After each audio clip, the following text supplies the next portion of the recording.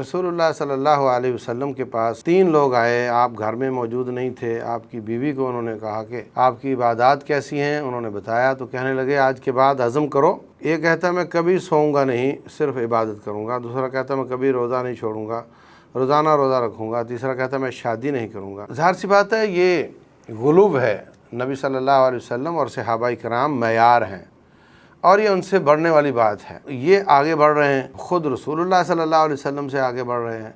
तो आपको शदीद गुस्सा आया किस बात पर? चोरी नहीं, डकैती नहीं, बदकारी नहीं, नेकी करने पर, नमाजें और रोज़ा रखने पर गुस्सा आया कि हद से बढ़कर ऐसा क्यों हो रहा है।